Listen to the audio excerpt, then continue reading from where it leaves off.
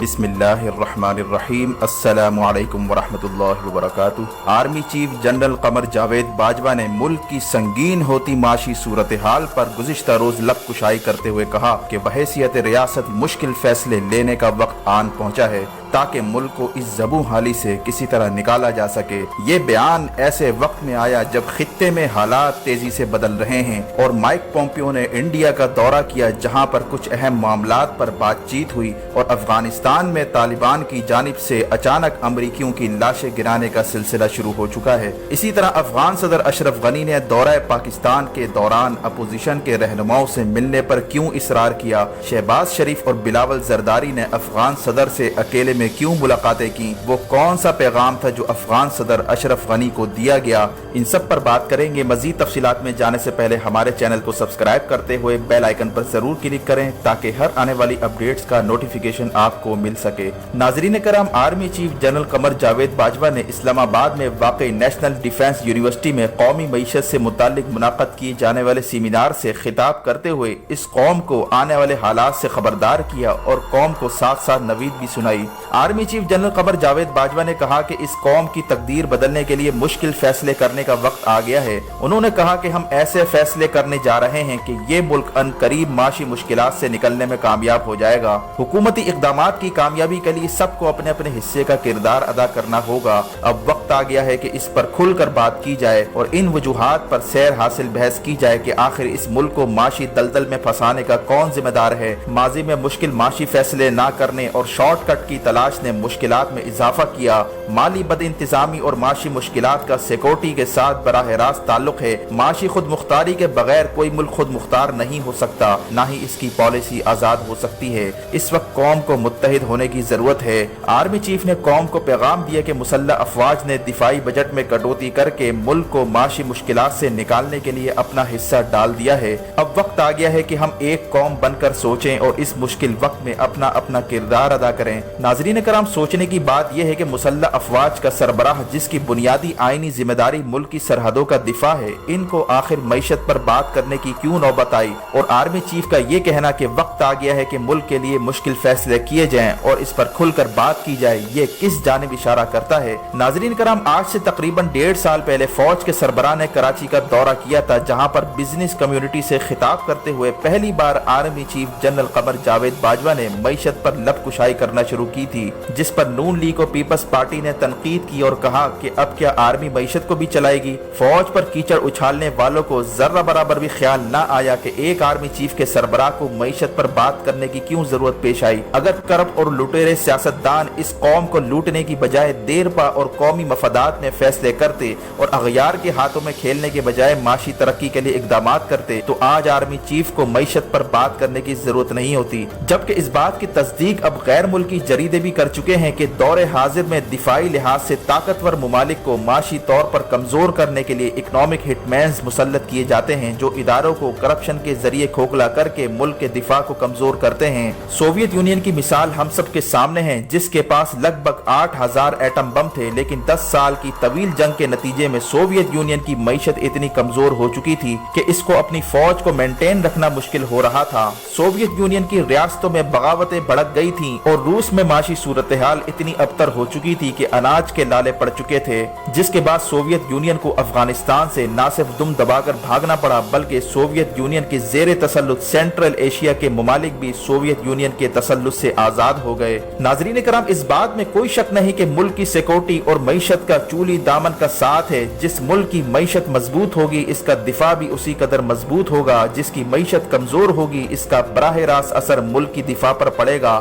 یہی وجہ ہے کہ army chief general Qamar Javed Bajwa نے قومی معیشت سے متعلق سیمینار میں معیشت کی زبوں حالی کا ذکر کرتے ہوئے اس کی سنگینی کی طرف اشارہ کیا ہے۔ اسی لیے نیشنل ایکشن پلان میں پہلی دفعہ معاشی دہشت گردی کے لفظ کو شامل کیا گیا اور نیشنل ایکشن پلان کے تیسرے فیز میں زیادہ تر کارروائیاں معاشی دہشت گردوں کے خلاف ہونے والی ہیں، اور اس بات پر بھی غور کیا جا رہا ہے کہ ایک حد سے زیادہ کرپشن کرنے پر فساد فی الارض کی ٹرمینالوجی کو متعارف کروایا جائے اور فساد فی الارض کے زمرے میں قید اور موت کی سزاؤں کا اطلاق کیا جائے۔ ناظرین کرام، فساد फसाद फिल अर्ज की सजा से मुतालिक कुरान मजीद में जिलावतनी और कैद से लेकर मौत की सजाओं का भी जिक्र किया गया है। यही वजह है कि ऑपरेशन ज़र्ब अज़्ब के बाद army chief general Qamar Javed Bajwa ने फैसला किया था कि ऑपरेशन रद्दुल फसाद का भी आगाज किया जाए। वो फसादी जो कभी पीटीएम की शक्ल में लिसानियत और तासुब को हवा देकर रियासती इदारों के खिलाफ प्रोपेगेंडा करते हैं, तो कभी सियासत का लबादा ओढ़कर मुल्क दुश्मन एजेंडे को फरोग दे रहे हैं और रियासत के खिलाफ फसाद फिल अर्ज के जरिए मुहारिबीन की सफों में शामिल हो चुके हैं। इसीलिए कुरानी अहकामात की रोशनी में मुहारिबीन के लिए अल्लाह ताला ने जो सजाएं मुकर्रर की हैं, इनको नाफिज करने की अशद जरूरत है। याद रहे कि अल्लाह ताला ने जहां दीगर अहकामात के बारे में बतलाया, वहां मुहारिबीन और फसादियों का कला कमा करने के लिए भी रहनुमा उसूल अता फरमाए हैं। इसलिए कि ये बात अमरे मुसल्लम थी कि जब भी अल्लाह ताला की हुक्मरानी और अल्लाह ताला की हाकिमियत के निफाज के लिए खुलूस दिल से जदोजहद की गई, तब मुनाफिकीन का एक गिरोह हमेशा मुसलमानों की जड़ों को काटने में मसरूफ रहा, जो हर दौर में मीर जाफर और मीर सादिक का किरदार अदा करते नजर आए। इसी वजह से इस्लाम ने इस खतरे को भांपते हुए फसादियों के कला कमा करने के लिए रहनुमा उसूल अता फरमाए थे कि जब भी कोई मुसलमानों के इजमा से हटकर अपनी 1.5 इंच की मस्जिद ज़रार बनाने की कोशिश करे और उम्मत मुस्लिमा के इत्तेहाद को पारा पारा करने की जिसारत करे, तो उसी वक्त उसको कुचल दिया जाए और इन्हें मुहारिबीन डिक्लेयर करके कैद और मौत की सजाओं का इतलाक किया जाए। अफसोस की बात यह है कि चीन जैसा गैर मुस्लिम मुल्क, जिसने मुसलमानों के रहनुमा उसूलों से इस्तिफादा करते हुए मुहारिबीन के लिए सजाए मौत का कानून नाफिज किया और एक हद से ज्यादा करप्शन करने और माशी दहशत गर्दी करने वालों पर कैपिटल पनिशमेंट का कानून राइज किया, लेकिन अब तक पाकिस्तान जैसे मुस्लिम मुल्क में इस बात पर बहस हो रही है कि नवाज शरीफ और जरदारी की कैद 7 साल है या उम्र कैद है। याद रहे कि दुनिया में जितने भी ममालिक हैं, इनके यहाँ आजादी इजहार राय का एक खास मेयार होता है जो इनके दाखिली सिक्योरिटी को मुतासिर किए बगैर बनाया जाता है। अमरीका जो नाम निहाद हुकूक इंसानी का अलम बरदार बना रहता है, इसकी हाँ भी किसी की जुर्रत नहीं कि वो फौज के खिलाफ बात करे या प्रोपेगेंडा करे। अगर कोई फौज के खिलाफ बात करने की जिसारत करता है तो उसे गायब करवा दिया जाता है और गुमनाम कैद खाने में बकिया जिंदगी उसको बिताना पड़ती है। इसीलिए आज पाकिस्तान में इस बात की सख्त जरूरत महसूस हो रही है कि मुहारिबीन और फसादियों का प्रोडक्शन ऑर्डर का कानून मनसूख किया जाए और इन्हें उसी तरह सजाएं दी जाएं जो सजाएं कुरान मजीद ने मुकर्रर की हैं। तब जाकर फसाद की जड़ को उखाड़ फेंका जा सकेगा, वरना ये लोग रोज रोज रियासत के खिलाफ साजिशों में मसरूफ रहेंगे और गैर मुल्की एजेंसियों के हाथों में खेलते रहेंगे। इसी तरह अफगानिस्तान में तालिबान से मार खाने और इंडिया का सफाया होता देख कर अशरफ गनी की हुकूमत ने पाकिस्तान से दरखास्तें करना शुरू कर दी हैं कि किसी तरह इनको बचाया जाए। और गुज़िश्ता दिनों अफगान सदर अशरफ गनी का दौरा भी इसी मकसद के लिए था, क्योंकि कठपुतली अफगान हुकूमत को ये एहसास हो चुका था कि अमेरिका और इंडिया अपना बोरिया बिस्तरा लपेट कर भागने के चक्कर में है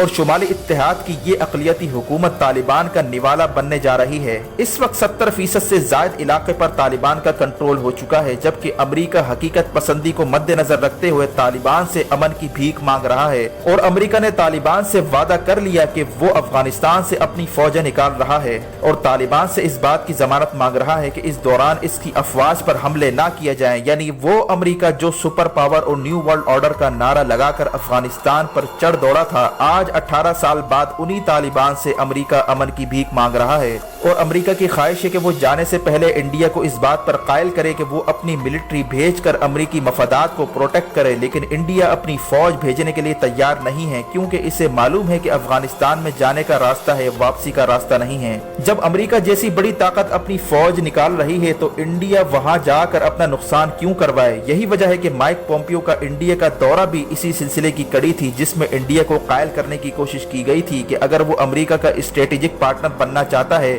तो इसे वही कुछ करना पड़ेगा जो अमेरिका चाहेगा। इसीलिए इंडिया को अमेरिका की दोस्ती भारी पड़ती जा रही है। इस सूरत हाल में अफगान सदर अशरफ गनी ने पाकिस्तान का दौरा किया और दरखास्त की कि इसको अकेला ना छोड़ा जाए। हैरत की बात यह है कि इस दौरे के दौरान अशरफ गनी को अपोजिशन याद आ गई और शहबाज शरीफ और बिलावल जरदारी से अलग-अलग मुलाकातें की गईं। इन मुलाकातों में शहबाज शरीफ ने नवाज शरीफ का खुसूसी पैगाम अशरफ गनी को दिया, दूसरी तरफ बिलावल जरदारी ने आसिफ जरदारी का पैगाम अशरफ गनी को पहुंचाया। इन मुलाकातों में मुल्की सूरत हाल पर बात करने की बजाय अशरफ गनी ने नवाज शरीफ के गुण गाना शुरू कर दिए और कहा कि नवाज शरीफ ने खित्ते में अमन के लिए किरदार अदा किया। इन मुलाकातों को इंतहाई मशकूक देखा जा रहा है। इन मुलाकातों में मुल्क की सूरत हाल पर बात करने की बजाय अशरफ गनी ने नवाज शरीफ के गुण गाना शुरू कर दिए थे और कहा था कि नवाज शरीफ ने खित्ते में अमन के लिए किरदार अदा किया। वाज़ेह है कि इन मुलाकातों को इंतहाई मशकूक देखा जा रहा है, जहाँ पर रियासती मामलात मामलात पर बात करने की बजाय निजी मामलात पर बातें की गईं। क्या पीटीएम की नाकामी के बाद पीटीएम पार्ट 2 की तैयारियां की जा रही हैं? इस सवाल का जवाब जल्द ही मिल जाएगा।